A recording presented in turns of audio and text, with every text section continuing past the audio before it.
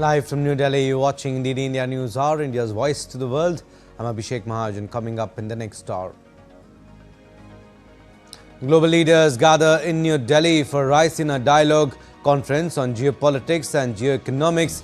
Prime Minister Modi and Finland President to inaugurate the event. Finland President Alexander Stubb to hold talks with Prime Minister Modi in New Delhi. Trade innovation tops the agenda of discussion. India dismisses claims circulating that its boats are being used by US Navy during the ongoing conflict involving Iran, stresses such assertions as baseless. Israel begins new wave of strikes in Tehran, while in the US Senate bid to limit Trump war powers fails. Nepal votes in general election, promise of reform by political parties tops the agenda. And in T20 World Cup, India to face England in the second semi-final, winner of the game to face New Zealand in the finals on Sunday.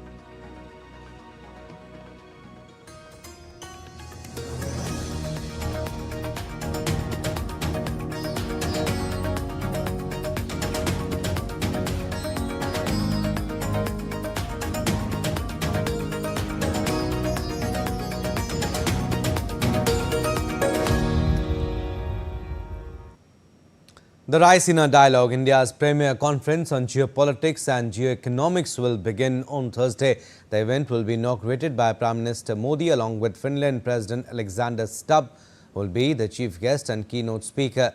Organized by the Observer Research Foundation in partnership with the Ministry of External Affairs, the three-day event brings together global leaders, policy makers, academics, industry experts and journalists. Prominent speakers include Minister of External Affairs Dr. S. Jaishankar and U.S. Deputy Secretary of State Christopher Landau. The theme of this year's Raisina Dialogue is Sanskar, Assertion, Accommodation, Advancement. A civilizational tool, Sanskar is a statement of continuity. Now, Finland President Dr. Alexander Stubb arrived in India on a 4-day visit. Upon his arrival, the visiting dignitary was accorded a guard of honor. This is the first visit of President Stubb to India in his present capacity. During the visit, Prime Minister Modi and President Alexander Stubb will hold discussions on strengthening bilateral cooperation across a wide spectrum of areas. They will also exchange perspectives on regional and global issues of mutual interest, including cooperation in multilateral fora.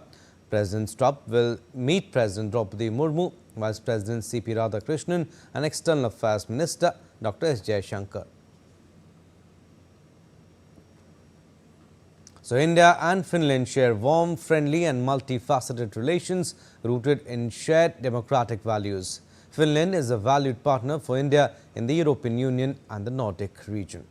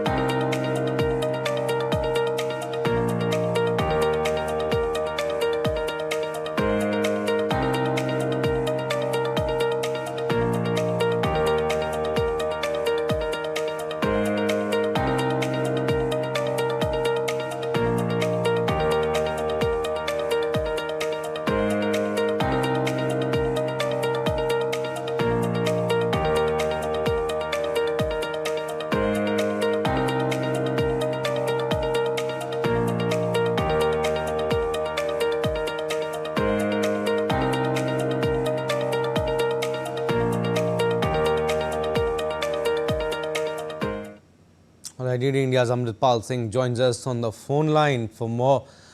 Amritpal, India's flagship conference on geopolitics and geoeconomics, Raisina Dialogue, is set to begin in New Delhi today. Prime Minister Modi will inaugurate the event. What can we expect on day one? Well, Raisina Dialogue is an important dialogue which the Ministry of External Affairs and the Observer Research Foundation holds together.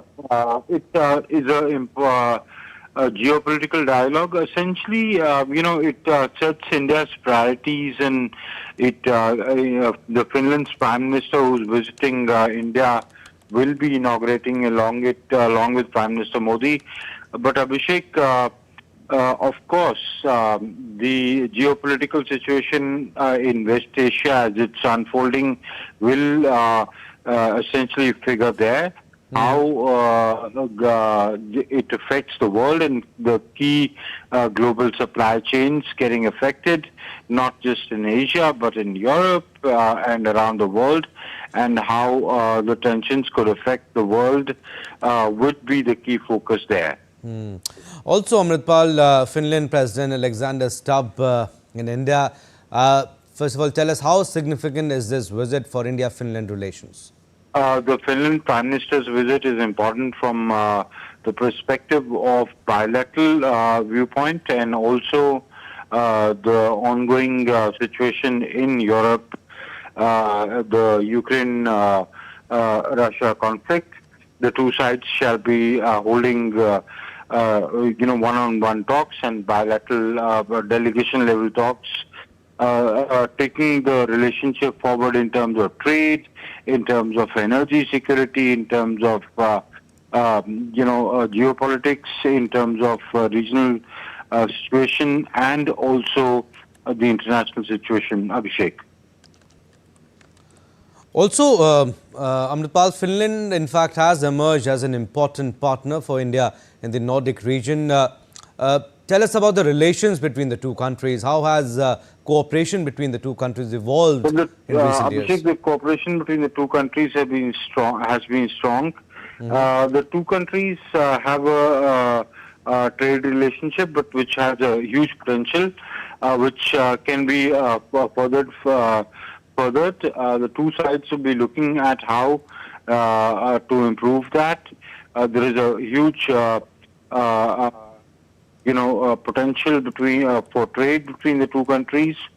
The two sides will also be talking about how under the UTA, under the the European FTA, how the two countries can enhance that. So the two premiers, when they talk today and the delegations talk today, they'll be looking at specific sectors, how to increase that further. Abhishek? All right, Amritpal, we'll leave it at that. Thank you for your inputs. Moving on, India also welcomed Minister Dhananjay Ramphul, Foreign Affairs, Regional Integration and International Trade of Mauritius on his arrival in New Delhi to attend the Raisina Dialogue 2026. India and Mauritius share an enduring partnership rooted in shared culture and heritage and strong people-to-people ties.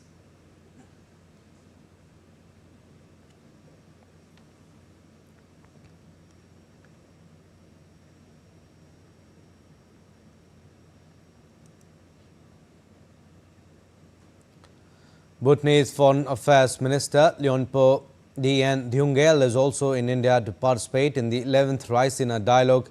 India-Bhutan partnership is founded on deep mutual trust, enduring friendship and goodwill. His visit is expected to further strengthen bilateral cooperation and impart renewed momentum to the close and long-standing ties between the two countries.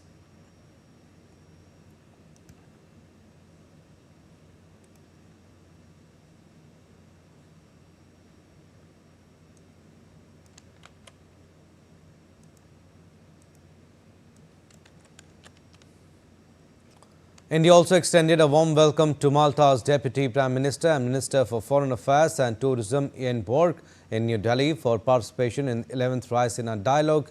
In a post on X, India's Ministry of External Affairs spokesperson Randeep Jaiswal said India and Malta share friendly and cordial relations anchored in strong people-to-people ties. Alright, still to come on this edition of DD India News Hour. Putin warns of potential halt to European gas supplies and hints at shifting to other markets. Cuba hit by widespread power blackout amidst increased US pressure curtailing oil shipments. And landslide kills over 200 people at Congo's Rubaya mine.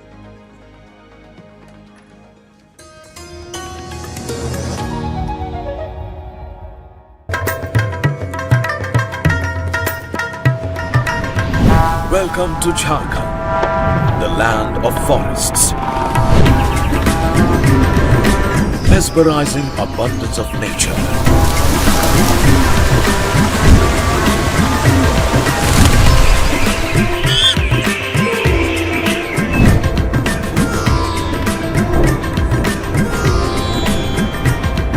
Vast accumulation of natural resources. Rich legacy of contributing to India's economic foundations.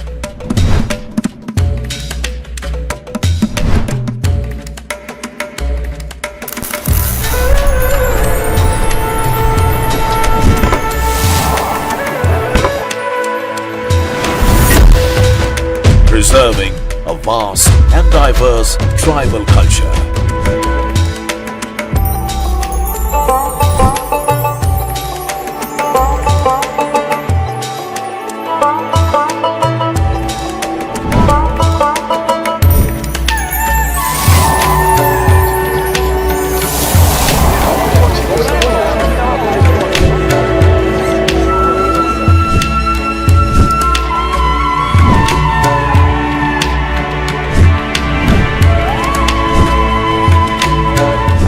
With diverse offerings, Jharkhand is a haven for various tourism activities,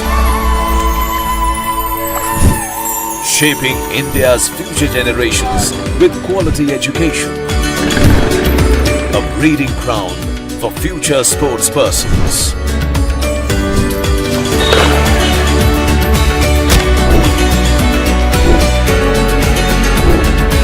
Come, experience the sheer richness of nature and culture, diversity of tribal heritage, traditions and craft, and progressive development and growth.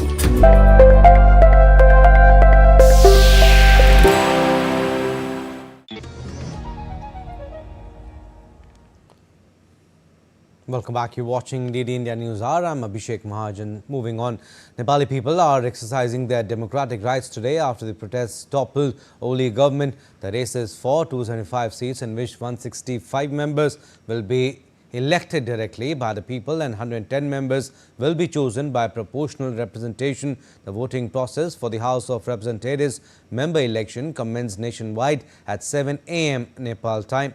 Voting is being conducted in all 77 districts across the country in a single phase and will conclude at 5 p.m. Nepal time. A total of 65 political parties are contesting elections. In the first past-the-post system, there are 3,017 male candidates, 388 female candidates and one other, making a total of 3,406 candidates in the electoral race. The election comes months after mass protests reshaped the country's political landscape and brought in an interim government. Let's now take a look at our next report on what all took place in 2025 and what is expected from the elections now. DD India's Siddharth Bhardwaj reports from Kathmandu. On September 8, Nepal witnessed widespread protests across the country. It all began after the government imposed a ban on social media sites, citing that tech companies had failed to meet the deadline to register under new guidelines. The ban angered the country's youth, who took to the streets. However, the protests later evolved into an anti-corruption movement, ultimately resulting in the toppling of the KP Sharma Oli government. On September 12, 2025, Nepal saw history in the making when former Chief Justice Sushila Karki was sworn in as interim Prime Minister, becoming the first woman to hold the top post. According to official data, nearly 19 million Nepalis are eligible to vote, including 800,000 first-time voters.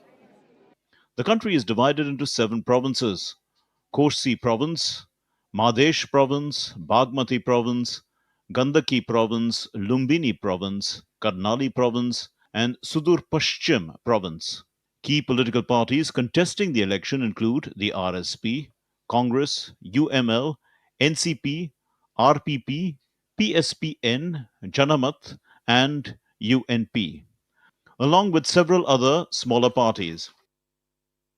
The main contenders are a mix of veteran leaders and fresh faces, from former Prime Minister and leader of the Communist Party UML KP Sharma Oli to Nepali Congress leader Gagan Thapa and 35-year-old Balendra Shah, one of the most talked about figures in this election. A former rapper and civil engineer, Shah rose to prominence as a popular mayor of Kathmandu. With a mixed electoral system in the country, voters will elect 275 members of parliament through a combination of first past the post voting and proportional representation. The key issues driving the vote are corruption, jobs and the economy, foreign relations, climate concerns, and local governance. All right, let's go across to Kathmandu now. DD India's Siddharth Bhardwaj joins us from there. Good morning, Siddharth. Nepal votes to elect new government first since the protests, and voting is being conducted in all 77 districts. First of all, tell us, how is it progressing across the country? What kind of voter turnout being witnessed so far? Oh, definitely. A very good morning to you, Abhishek. And this indeed is a very, very important day for the people of Nepal as they head for the polls. And the polling here started at 7 a.m. and will go on till 5 p.m. in the evening. This is historic voting, we can say, especially, considering what happened in the September 2025 when youth-led protests rocked the country. After that, these polls are happening and people are very, very excited. 19 million voters are there, eligible voters who are heading for polls today, and among them 8 lakh voters, 800,000 voters are the first time voters. So they are very, very excited to vote. But then apart from the excitement, they also have aspirations from the government which will be made after these elections. They want good governance. They want new opportunities for the youth. They want more and more opportunities for everyone. In fact, new technology coming in to the country. They also expect that from the new government. They want government to focus on the welfare of the people of Nepal and also on the youth. I am here outside a polling station. I would like to request now my camera person to actually show you how the voting is going on in Nepal. Abhishek, to our viewers, you can see how smoothly the voting is conducted, and that is because of the the security personnel, the security here around the area. The security is very, very tight. Additional security personnel have been deployed to make sure that everything goes in a smooth line manner. You can see the queues and the people who are assisting the voters here. 19 million voters, Abhishek, and 800,000 first-time voters with big aspirations. So let me tell you how it works. Every voter will get 2 ballot papers. One for the first past the post voting and the second for proportional representation. Now, when they will put a stamp on the first ballot, which is for the first past the post, they are directly electing the people from their constituency. Now in the second ballot, they will be electing, they will be putting a stamp on the political parties. So now what happens? In first past the post system, 165 parliamentary seats, 165 seats will be elected in 275 member parliament, and 110 seats will be elected through proportional representation system. The Election Commission has promised to deliver the results of first past the post within 24 hours, but as far as the proportional representation is concerned, it will take some more days. So yeah, people are very excited with big aspirations from the government which will be made in the country, and the environment here is very, very electric. Security is very tight. No car is allowed without the pass, and people are allowed inside only with their valid ID cards. You can see behind me, when you saw this last time, the checking is going on, and people here from the Election Commission are there, and of course people who are assisting the voters. So yeah, the environment is quite electric, and it's a big day for the entire country of Nepal, because they'll be electing a government from which they expect a good governance, a transparency and welfare for the youth. Yes, Siddharth, you have told us the key issues that voters appear to be focusing on. A large number of political parties are in the fray this time. How competitive is the electoral contest, and also, Siddharth, how significant is this election after recent political developments there? Yeah, Abhishek, these elections are very, very significant, like I told you, because what happened in the month of September last year, it actually shook the country. It shook the country, and took a hit as far as its economic condition is concerned, and as far as its political stability is concerned. So now people from these elections expect a stability in the government and an economic revival as well. And of course, foreign relations matters the most, because the next government, it will be very much deciding, their relations with the foreign countries, and especially with the neighbors. So that will have an impact on the country. So from that aspect, these are very, very significant elections. As far as the political parties are concerned, when the campaigning happened for 15 days, intense campaigning happened, in which people and the political leaders and political parties, they promised people that if they will be elected and if they will come to power, the first thing which they will eradicate from the country is corruption, because this is one issue everyone is troubled with. When we had a word with people yesterday and today as well, the main issue which they see is the corruption. They say that corruption is eating the country, and we expect the next government to actually eradicate corruption from the country. Apart from that, they also want new opportunities, so that they don't have to go outside the country and work. They stay in their own countries and they work. That way they will be able to take care of their families as well, and they don't have to go out, and from because the biggest challenge which they face, Abhishek, is that one of the biggest challenges, that if there is some emergency in their own countries, they have to think twice, thrice before coming to their own country. So if they'll stay in their own country, they will be reaching in emergency situations. So that is the thing. And of course, youth is having a sort of dominance in these elections. But at the same time, some other people are saying that the old parties and old political candidates, they also have a dominance in these elections. So these elections are going to be very, very interesting. You cannot say which party will come out as winner. That the time will decide. But as of now, these elections are very, very interesting. Anyone could be a winner in these elections. Gen Z, especially when we had a word with them, they expect a lot from the government, Abhishek. They expect government to give them more opportunities, take out more and more initiatives in which they can participate, and then grow in their own country. So yeah, from that aspect, these are very, very important elections. And you can see behind me, when we showed our viewers how smoothly the election process is happening. People are assisting the voters. 19 million voters, 800,000 first-time voters. Absolutely amazing. And the vibrance and the atmosphere is quite electric in these elections, all right, which will be Siddharth, deciding the future of Nepal. All right, Siddharth, thank you for the time being. But yes, we'll keep taking updates from you. Moving on, Australia and Canada have signed new agreements on critical minerals as Canadian Prime Minister Mark Carney made a landmark address to the Australian Parliament on Wednesday. Introducing Carney in Parliament, Australian Prime Minister Anthony Albanese said his address represented the closeness of the ties between the two nations. He also said that both the countries are middle powers in a world that is changing and have decided to back each other. Carney, in his address thereafter, echoed the sentiment, saying that in a world of great power rivalry, middle powers have a choice, compete for favour or combine for strength. Carney's stop in Australia included the first address to Australia's Parliament by a Canadian leader since 2007. On the critical minerals agreement, Albanese said Australia would join Canada's G7 Critical Minerals Production Alliance, an initiative to diversify and secure global critical minerals production and supply.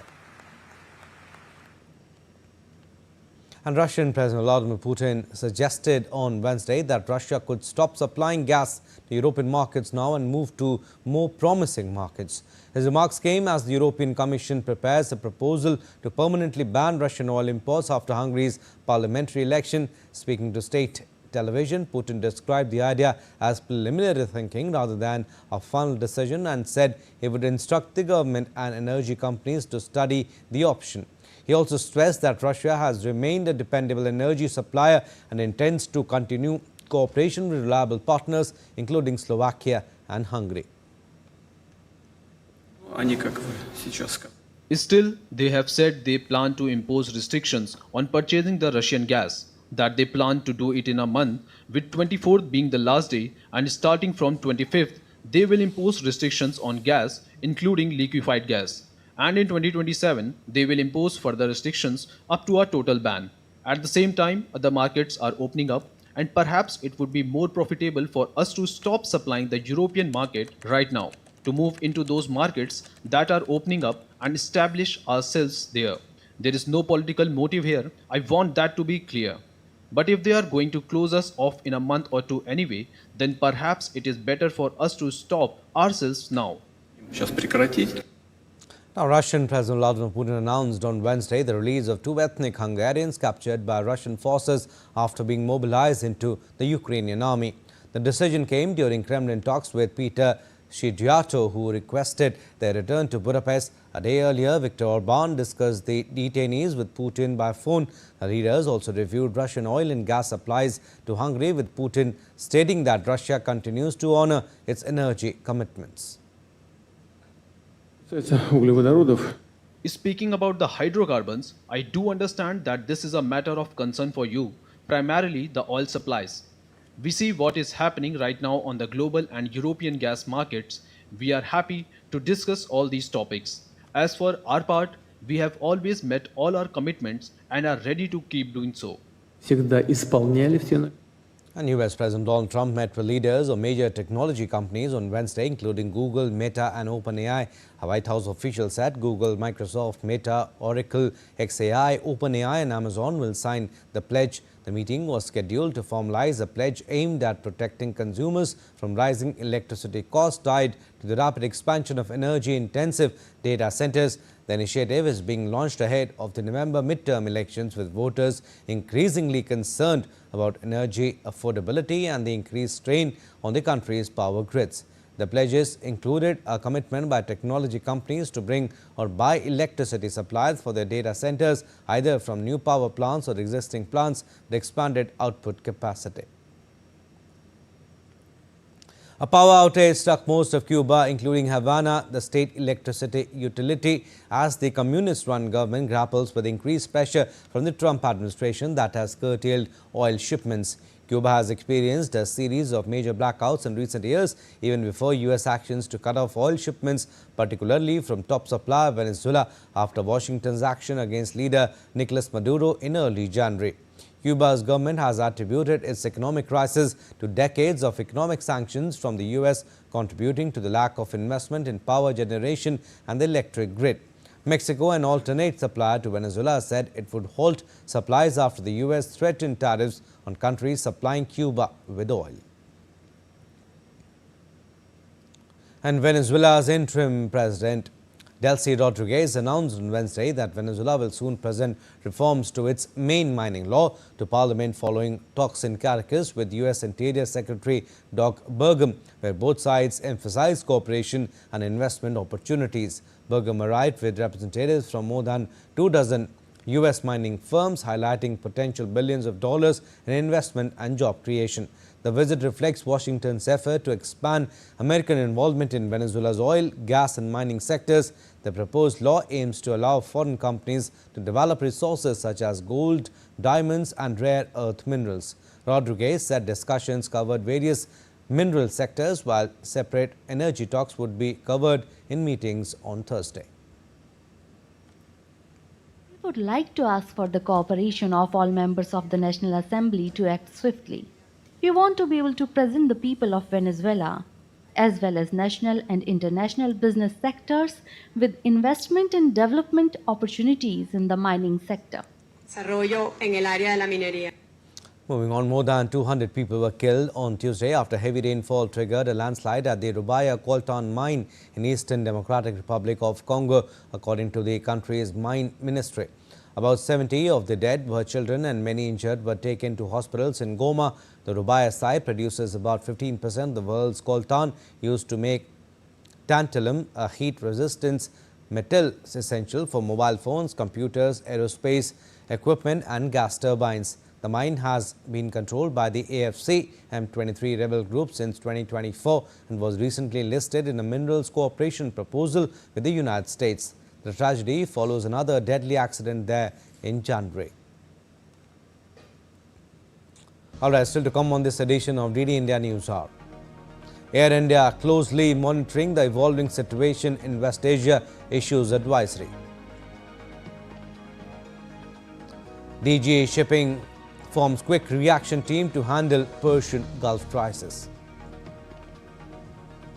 And Spain keeps firm on its opposition to US and Israeli bombings of Iran, even as Trump threatens trade reprisals against Spain.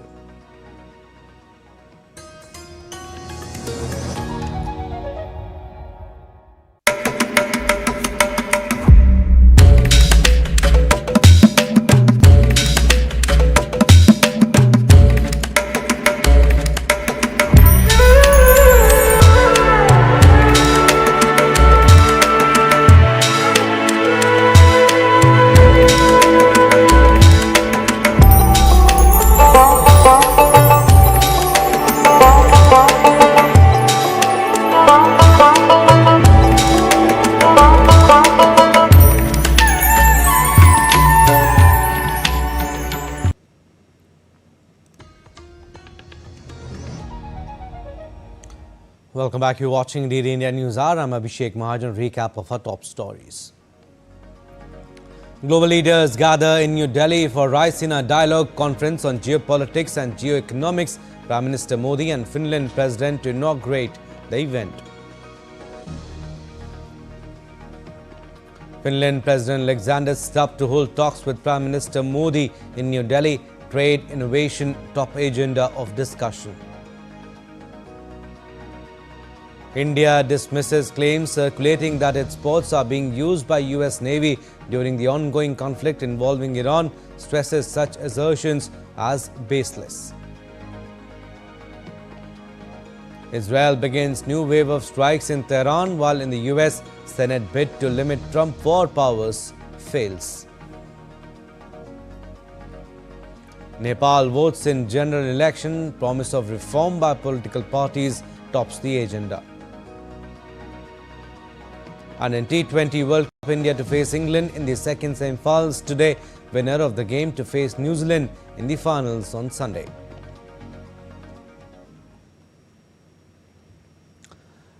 India's Ministry of External Affairs on Wednesday strongly rejected claims circulating online that Indian ports are being used by the United States Navy to launch attacks against Iran. The government's denial came through a post from the MEA's official fact-check handle on social media, which described the allegations as completely fake and false. The clarification followed reports broadcast by One America News, which claimed that Indian naval facilities were being used by American warships to stage operations targeting Iranian assets. The claim quickly spread on social media platforms, including X and Telegram, triggering widespread discussion and speculation online. Responding to the reports, the MEA's fact-check account issued a direct rebuttal. It further cautioned against such baseless and fabricated comments. Now, Air India is closely monitoring the evolving situation in West Asia and has started operating a few flights to and from Dubai and Jeddah to bring back stranded passengers, giving higher priority to their safety and well-being. Most of the operations to the West Asia will remain suspended till 23:59 hours IST of Thursday after careful assessment of the current situation, while Air India plans to commence its scheduled operations to and from Jeddah from Thursday. Flights AI 2255, 2256, Delhi, Jeddah, Delhi, AI 2251, 2252, Mumbai, Jeddah, Mumbai and AI 2245, 2246, Mumbai, Jeddah, Mumbai will fly. Air India has also planned to operate B777 aircraft, which has large capacity on the Mumbai-Dubai-Delhi route on Thursday to fly back stranded passengers. Air India is also assisting passengers with alternative arrangements and options of full refunds or complimentary rescheduling. Air India requested passengers to check flight status on airindia.com or contact 24/7 call center at +91 11693 29333, +91 11693 29999 for any support. Also, SpiceJet continues to operate multiple special flights from the UAE to India to support passenger travel during this time. Additional flights have been scheduled to ensure smoother connectivity. And amid the escalating conflict in West Asia, special flights from Dubai landed safely at several Indian airports on Wednesday. Passengers stranded by widespread cancellations and delays have found relief through coordination between airport authorities and airline officials. Some flights from Dubai also arrived in other cities such as Chennai and Hyderabad. Passengers expressed their relief upon reaching home. Let's take a listen. मेरा पहली तारीख का return था 1 मार्च का, अभी वो cancel होके 2 तारीख को वो भी कैंसिल हुआ, 3 तारीख का भी कैंसिल हुआ, फिर एयर अरेबिया में था 4 तारीख का, वो भी कैंसिल हुआ। अभी जो सिचुएशन है जो कल उधर हुआ है उसके बाद सिचुएशन बहुत खराब थी, उसके बाद भी आज सुबह को फ्लाइट मॉर्निंग में एमिरेट्स का चालू हो गया था। बच्चों के स्कूल बंद हो गए थे, बट हम लोग को 3-4 दिन वेट करना फिरा, फिर फ्लाइट मिली तो हम आए। सरकार ने पूरा कोऑपरेशन दिया, यानी कि जितने लोग होटल में रहे सबको फ्री होटल मिला। हमारा होटल था 1 मार्च को खत्म था, सबको फ्री होटल दिया सरकार ने। Meanwhile, in view of the evolving security situation in the Persian Gulf region, the Directorate General of Shipping has constituted a dedicated 24/7 quick response team to ensure timely assistance, coordination and welfare support for Indian seafarers. The team will facilitate effective communication and crisis response by working closely with shipping companies, RPSL entities, Indian missions abroad and the families of seafarers. The Ministry of Ports, Shipping and Waterways is actively engaged in ensuring the safety and well-being of Indian seafarers during this period, maintaining close coordination with all stakeholders to provide necessary support, assistance and evacuation facilitation if required. India remains firmly committed to the safety, welfare and well-being of its seafarers. For support, seafarers can contact via email on support.dgs@gov.in or they can WhatsApp or call on +91 9004 048 406. And Iran said on Wednesday that more than 1,000 people have been killed in the country since Saturday as a result of US-Israeli strikes.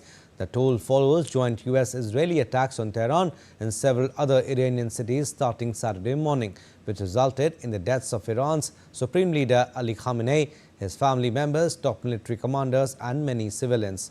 In the early hours of Wednesday, the US and Israeli forces struck a girls' school in Urmia in Iran's West Azerbaijan province. An airstrike hit the Hezbollah stronghold of South Beirut early Thursday after Israel had issued a warning to residents. Prime Minister Benjamin Netanyahu's office said that Israel and the United States had made historic gains in the war against Iran. A spokesperson for Netanyahu also said in a video message that the attack was needed as Iran was using new underground bunkers to rebuild its atomic bomb program. Meanwhile, the International Atomic Energy Agency said damage due to attacks was also visible at 2 buildings near the Isfahan nuclear site, but there has been no damage to facilities containing nuclear material and no risk of radiological release. And President Donald Trump said on Wednesday that US forces are in a very strong position in Iran, calling it tremendous progress after less than a week of war.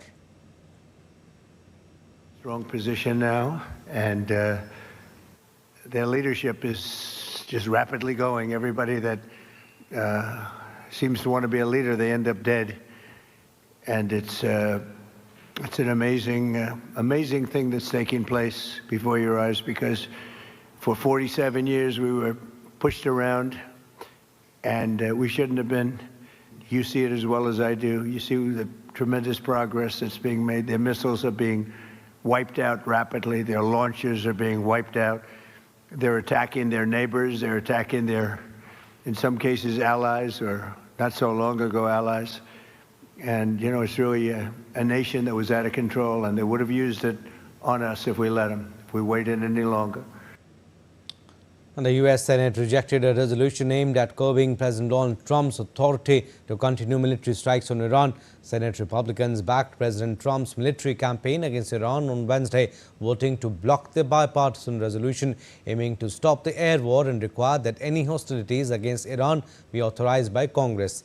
The Senate voted 53 to 47 not to advance the resolution largely along party lines, with all but one Republican voting against the procedural motion and all but one Democrat supporting it. The measure had not been expected to succeed. Trump's fellow Republicans hold slim majorities in both the Senate and House of Representatives and have blocked previous resolutions seeking to curb his war powers. Members of the House debated a similar Iran war powers resolution and are expected to vote on it on Thursday. And a ballistic missile launched from Iran and heading towards Turkish airspace by Iraq and Syria was destroyed by NATO air defense systems. President Tayyip Erdogan said on Wednesday that Turkey is giving the necessary warnings so that the incident is not repeated, hours after Ankara said missile launched from Iran had been intercepted by NATO air defense systems. The debris of the NATO air defense missile fell on Turkish soil, the ministry said earlier. Turkey summoned the Iranian ambassador to Ankara to its foreign ministry on Wednesday to convey its protest and concerns over the ballistic missile fired from Iran. Spain has doubled down on its opposition to Washington's use of its bases against Iran after Trump's threats of trade reprisals. Spanish Foreign Minister José Manuel Alvarez said its stance on bases on the war in the Middle East on the bombardment of Iran has not changed at all. Spain has denounced the US and Israeli bombings of Iran as reckless and illegal. Deputy Prime Minister Maria Jesus Montero said Spain will not be vassals to another country. Earlier on Wednesday, White House Press Secretary Caroline Leavitt said Spain has agreed to cooperate with the U.S. military a day after President Trump threatened to cut trade with Madrid over its stance against the U.S.-Israeli strikes on Iran.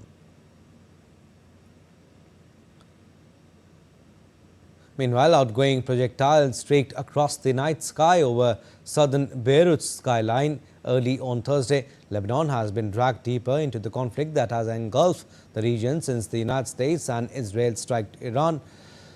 Hezbollah launched drones and rockets at Israel on March 2nd, prompting Israeli retaliation that has killed dozens of people. Many thousands of Lebanese have already fled their homes in the Hezbollah-controlled southern suburbs of Beirut and the south parts of the country that bore the brunt of the 2024 conflict. Still to come on this edition of DD India Newshour. Apple debuts $599 MacBook Neo to challenge Windows PCs. Asian shares surge with fall in US treasuries. We'll get you updates on the global market. And New Zealand hammers South Africa by 9 wickets in T20 World Cup semi-finals.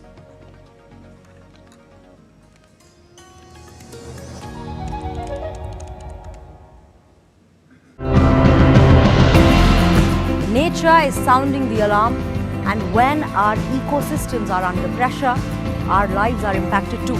In today's episode, we take a look at how these two are coming together to help us adapt and respond to a changing world. When you conduct agriculture with Kadai cattle, you don't need to provide any extra materials or any other natural inputs to that field. The AI does not see animals in the pictures, which then have to be found by humans. But also there's certain species, especially rare species, where we don't have a lot of pictures to train the AI, that the AI then cannot classify in turn. Thanks to Santosh's information and awareness classes, that myth has disappeared.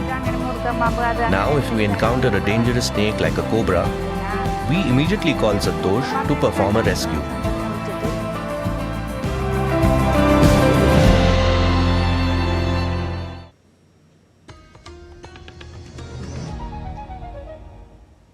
Welcome back. You're watching DD India Newshour. I'm Abhishek Mahajan. Some more stories. Apple on Wednesday introduced the MacBook Neo, a budget-friendly laptop starting at $599, aimed at expanding its presence in a price-sensitive PC market amid global memory chip shortages. Powered by A18 Pro chip, first seen in the iPhone 16 Pro, the device represents one of Apple's most affordable Mac launches in years. Pre-orders open immediately with availability from March 11. Targeting Chromebook and entry-level Windows users, the model is designed to attract students and first-time buyers. Equipped with 8 GB unified memory, it reflects ongoing component constraints. And Brazilian lawmakers have finalized their approval for a free trade agreement between the South American economic bloc Mercosur and the European Union following a Senate vote on Wednesday. The collective approval by the legislatures of Mercosur's members, Argentina, Brazil, Paraguay and Uruguay, is a necessary step for the trade agreement to take effect following more than 2 decades of negotiations. Brazil's third House of Congress signed off last week, and lawmakers in Argentina and Uruguay also approved the deal. In Paraguay, the agreement still has to be voted on it, the lower house of Congress. Asian shares rallied on Thursday with a decline in U.S. Treasuries, pointing to a tentative recovery in risk appetite that has been hammered by the escalating conflict in West Asia. MSCI's broadest index of Asia-Pacific shares outside Japan jumped 2.9%. South Korea's Kospi led regional benchmarks with a 10.4% surge, while Japan's Nikkei jumped 2.9%. The yield on benchmark U.S. 10-year notes rose 2.7 basis points to 4.109%, as the 30-year bond yield rose 3.1 basis points to 4.75%. And the greenback took a breather after recent gains on safe haven demand. The dollar index, which measures the greenback against a basket of currencies, was flat at 98.81. The Japanese yen advanced 0.2% to 156.75 per dollar. Meanwhile, Indian stock indices Nifty and Sensex staged a comeback on Thursday after deep cuts in its last 2 trading sessions. While Nifty rose above 24,600, Sensex was up over 500 points. Market analysts say that the near-term outlook remains weak, but note that the market appears oversold at current levels. On the other hand, a couple of days of smooth oil trade can trigger a risk-on, facilitating a market rebound. Sports updates now. We'll start with T20 World Cup. On Thursday, New Zealand comfortably defeated South Africa by 9 wickets in the first semi-final of T20 World Cup at Kolkata's Eden Gardens. South Africa, which has been beaten throughout the tournament, were restricted to 169 runs in 20 overs after New Zealand won the toss and opted to bowl. Finn Allen then dazzled with a blistering knock, scoring the fastest ever T20 World Cup century to lead his team to a dominant win. South Africa, the runner-up in the previous edition, had hoped to avenge their loss to New Zealand earlier in the tournament, but were outplayed in this crucial encounter. And India bid to become the first team to successfully defend the 2020 World Cup title as they squared off with England in the second semi-final in Mumbai on Thursday. It is the third T20 World Cup semi-final in a row between the two teams, and each time, in fact, the winners went on to lift the trophy. With the final berth at stake, the high-pressure knockout game promises to be nail-biting and engrossing. Gaurav Kumar has more details. The stage is set for a blockbuster showdown at the T20 World Cup as defending champions India take on England in the second semi-final in Mumbai. It is the third successive T20 World Cup semi-final clash between them, and each time the winners went on to lift the trophy. England had hammered India on the way to the title in 2022 before the latter got their revenge in 2024. In this edition, both teams have a similar campaign so far, losing one match. But India's top order has struggled, with opener Abhishek Sharma managing only 80 runs in 6 matches with 3 ducks. Sanju Samson's unbeaten 97 against the West Indies was a welcome boost, however, and India boasts explosive firepower in the middle order with Surya Kumar Yadav, Tilak Verma, Hardik Pandya and Shivam Dube. There are fewer concerns over the hosts' bowling unit led by spinner Varun Chakravarti and pace spearhead Jasprit Bumrah. While England reached the semi-finals by winning all 3 Super 8 matches, Will Jacks remains their trump card with 191 runs and 7 wickets. However, the failure of Jos Buttler and Phil Salt is a worry. But spinners Adil Rashid, Liam Dawson and Jacks could be dangerous. In bilateral contests, India have an upper hand by winning 17 of 29 matches, while England were victorious in 12. There have been 5 matches between the two teams in the T20 World Cup. India has won 3, England 2. At the Wankhede, Both teams have won one match each. So all in all, it's a new chapter for Team India because whatever happened earlier, that is history. Now they have to create history by beating England. But that is not going to be a very easy task for Men in Blue. With cameraman S. Jayashankar, this is Gaurav Kumar reporting from Mumbai, DD India. All right, let's go across to Mumbai. DD India's Gaurav Kumar joins us from there. Gaurav, big game today between India and England. Interesting matchups also, but what kind of a wicket do we see today at the Wankhede? Yeah, Abhishek, if we talk about the wicket, yesterday Morning Mogul also said that this wicket has some moisture in it and it is soft also. And all we know that Wankhede soil is red soil. So in that circumstances, the bounce gets well over here.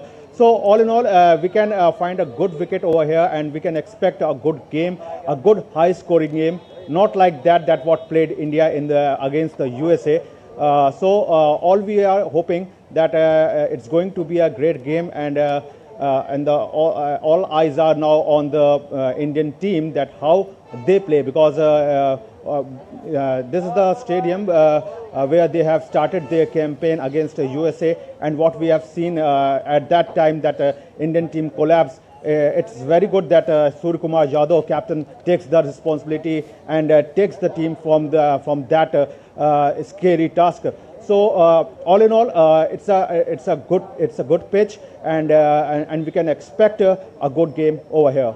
Gaurav, also India have focused largely on individual brilliance throughout the tournament. If you see Sanju Samson in the last game, Surya Kumar Yadav, like you mentioned, against USA, Ishan Kishan versus Pakistan, Bumrah with the ball, of course. But England too, if you see, haven't fired in the entire tournament. If you talk about batting particularly, Joss Butler, Phil Salt struggling in bowling also. But who do you think has an upper hand between India and England? Look, Abhishek, if we talk about and we elaborate the things, the most important thing of the Indian team is their unity because and the mental strengthness of this team. Because if we see that there was a scenario in the Super 8 when they lost to South Africa, there was a scenario that they have to beat Zimbabwe and they have to beat from a big margin, and then they have to beat also West Indies. What they have done that. So it is the first of the thing that is the mental strength of this team.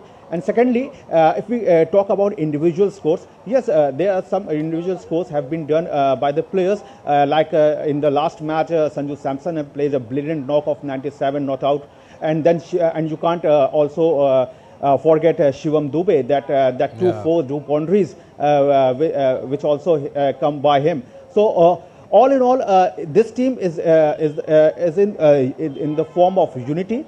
But on the other hand, if we go to the English side, Jofra Archer is also in a very good form. He's taken 10 wickets and that 8 wickets have come in the power play. So he has the ability of doing the insider of ball. So. This will be very important that how the Indian openers will face Jofra Archer in the power play, because we have seen that Sanju Samson has not a very good track record against Archer. So it will be all in all, it will be a good fight over here in the Wankhede Stadium. And as you talk about Joss Butler and Phil Salt, they are also struggling, and Joss Butler especially is struggling. But at the same time, he knows about this Wankhede Stadium, about Wankhede pitch. And also Phil Salt also played many matches over here. So they are also very confident. And when yesterday they've come to the practice, they were handling big shots over there. They were practicing more and more spinners. So it will be a good contest we can see over here in coming hours. Absolutely. Big game today between India and England. The match will start at 7 p.m. IST at Wankhede Stadium in Mumbai. We'll leave it at that. Thank you for your inputs, Gaurav. That's all we have in this edition of DD India News Hour, but do let us know your thoughts on the news of the day. For those on the go, you can get all the latest news and updates from India and across the world on DD India mobile app. The app is available on both Android and iOS platforms. Scan the QR code on the screen to download now. And we'll be back with more news as it breaks here on DD India. I'm Abhishek Mahajan from all of us here in Delhi. Thanks for watching DD India News Hour.